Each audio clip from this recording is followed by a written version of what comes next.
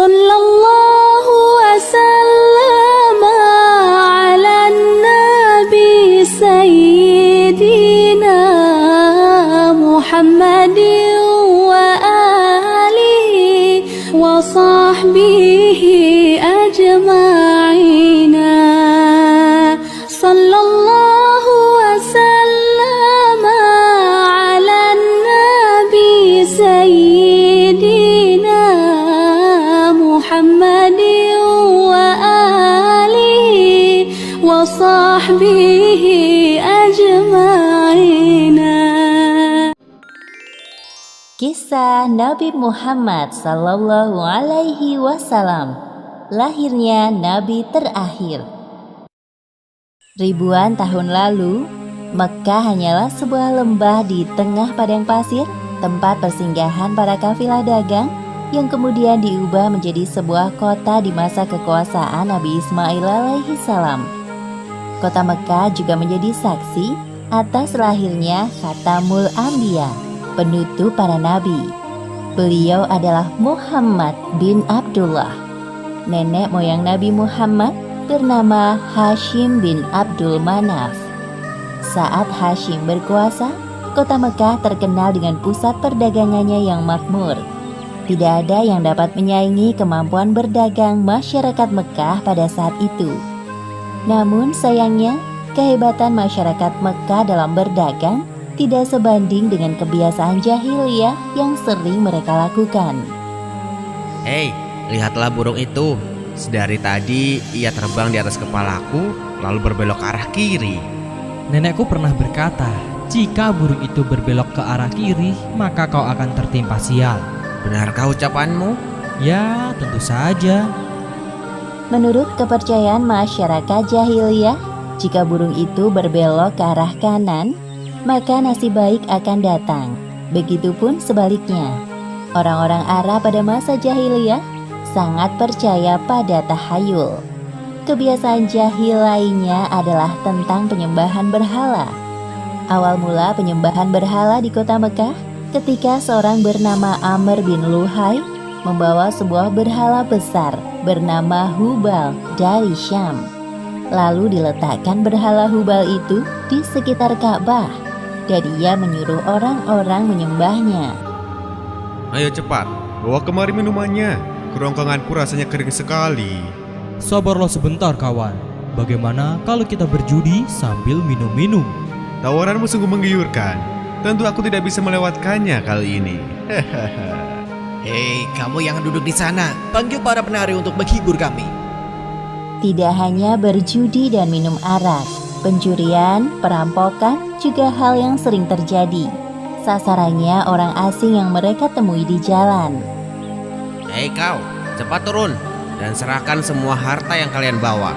Mulai saat ini, kau dan istrimu adalah budak di rumahku. Kalian berdua jangan sekali-kali berani melawanku, atau nyawa kalian melayang. Tak terasa tahun demi tahun berlalu dengan cepat. Kepemimpinan Hashim digantikan oleh pemimpin yang lebih muda dan berkompeten di saat usianya telah lanjut. Sebelum beliau meninggal, Hashim mewariskan banyak sekali harta kepada Abdul Muthalib. Wahai keponakanku, semua ini adalah harta milik ayahmu. Kau pantas mendapatkannya. Terima kasih, wahai paman. Aku akan menggunakan semua harta peninggalan ayahku untuk kebaikan. Saat ini, Abdul Muthalib berperan sebagai Sikayah, yaitu orang yang bertugas menyediakan air dan makanan bagi pengunjung Ka'bah. Saat itu, Ka'bah sangat ramai dikunjungi oleh orang-orang, melebihi gereja Al-Quds di Yaman milik Raja Abraha. Namun seiring berjalannya waktu, persediaan air semakin menipis. Pada saat itulah Abdul Muthalib teringat tentang cerita sumur Zam-Zam. Banyak orang mengatakan bahwa sumur Zam-Zam telah tertimbun tanah ratusan tahun yang lalu, jadi mustahil jika ditemukan. Sepertinya aku harus menemukan sumur Zam-Zam itu. Apalagi tugasku sekarang sebagai Sikhoyah. Kemudian beliau memanggil salah satu putranya yang bernama Harits. Wahai Harits, anakku, kemarilah. Dapatkah engkau menemaniku mencari sumur Zam-Zam yang telah tertimbun tanah ratusan tahun lamanya itu. Baiklah, dengan senang hati aku siap membantumu mencari sumur Zam-Zam itu, wahai ayah. Abdul Muthalib dan Harits berpencar dalam menggali di beberapa tempat, namun tidak ada hasil. Wahai ayah, apa mungkin sumur Zam-Zam benar-benar telah lenyap tertimbun tanah? Wahai anakku, kalau kita bersabar, Allah akan memudahkan pencarian kita. Orang-orang yang melihat perbuatan Abdul Muthalib dan Harits hanya bisa mencemooh. Wahai Abdul Muthalib, mengapa engkau mengerjakan perbuatan yang sia-sia? Sumur itu telah lama hilang tertimbun tanah. Benar yang dikatakannya. Bukankah dahulu nenek moyang kita, Mudzaz bin Amr, pernah mencari tapi juga tidak berhasil? Sudahlah, biarkan saja dia. Lagi pula kita telah mengingatkannya. Abdul Muthalib terbangun dari tidurnya karena mendengar suara. Ia seperti mendapatkan petunjuk tentang keberadaan sumur Zam-Zam dalam tidurnya. Keesokan harinya, dengan penuh semangat, Abdul Muthalib dan Harits kembali menggali di antara berhala Isaf dan Naila. Tiba-tiba air memancar. Ayah, lihat, ada air. Alhamdulillah, ayo Harits, gali terus. Sekarang, dengan diketemukannya sumur Zam-Zam, Abdul Muthalib tidak khawatir lagi untuk memenuhi persediaan air dan keperluan bagi pengunjung Ka'bah. Hari demi hari berlalu, Abdul Muthalib merasa kewalahan dalam mengemban tugasnya sebagai siqayah. Untuk itu beliau bernazar. Ya Tuhan, andai saja aku punya 10 anak laki-laki yang dapat membantuku, pekerjaan ini akan terasa lebih ringan. Jika engkau berkenan mengabulkannya, akan aku persembahkan untukmu 1 orang dari mereka. Ternyata takdir menentukan bahwa Abdul Muthalib memiliki 10 anak laki-laki. Saat mereka dewasa, dilakukan undian. Setelah diundi beberapa kali, nama yang muncul selalu sama, yaitu Abdullah, si anak bungsu. Wahai anak-anakku, sebenarnya hal ini sangat berat untuk aku lakukan. Tapi aku telah terlanjur bernazar. Sebenarnya tidak sampai hati, Abdul Muthalib mengatakan tentang nazarnya kala itu. Wahai saudaraku, jangan engkau lakukan itu. Batalkan nazarmu dan meminta ampunlah kepada Tuhan Hubal. Lalu apa yang harus aku persembahkan sebagai ganti dari Abdullah? Kalau engkau dapat menebusnya dengan harta, maka berikanlah itu kepada berhala agar mereka tetap berkenan kepadamu. Menurut kami, itu keputusan yang terbaik. Setelah melakukan perundingan cukup lama, diputuskan bahwa Abdul Muthalib harus menyerahkan 100 ekor unta sebagai ganti dari persembahan Abdullah. Abdullah adalah pemuda baik, sopan dan berwajah tampan.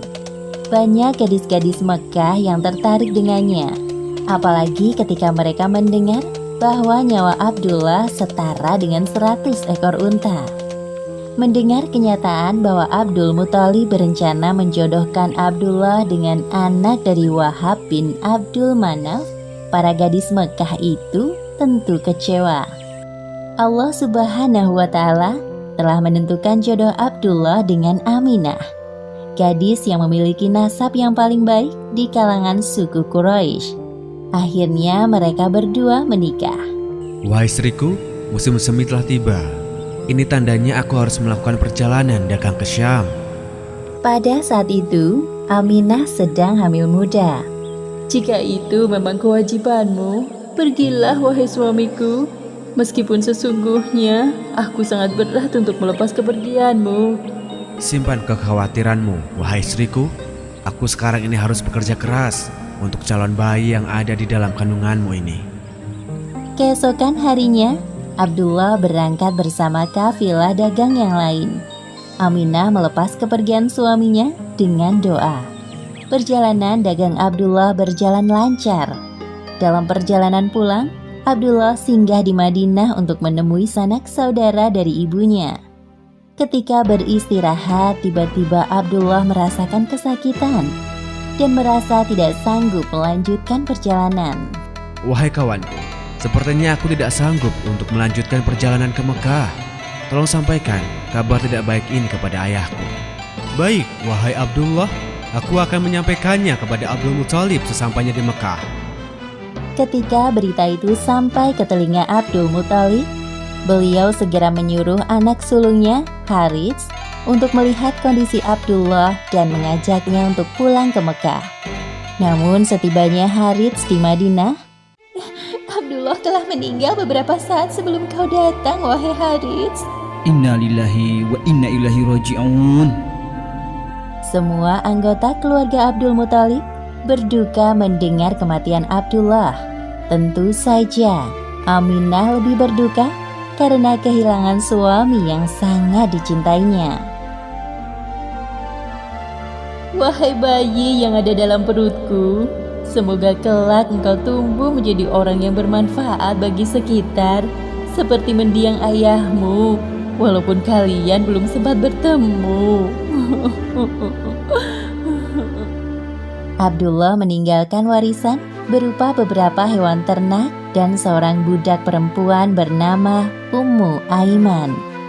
Pada tahun kelahiran bayi Muhammad, terjadi peristiwa penyerangan yang dahsyat oleh Raja Abrahah dari Yaman. Saat itu Mekah dipimpin oleh Abdul Muthalib. Raja Abrahah berniat untuk menghancurkan Ka'bah karena merasa iri dan tersaingi dengan kemasyhuran Ka'bah. Namun Allah Subhanahu wa Ta'ala menggagalkan penyerangan Abrahah beserta pasukan gajahnya. Tepatnya pada hari Senin, tanggal 12 Rabiul Awal tahun 571 Masehi, Aminah melahirkan bayinya. Seorang bayi laki-laki tampan dan bersinar terang.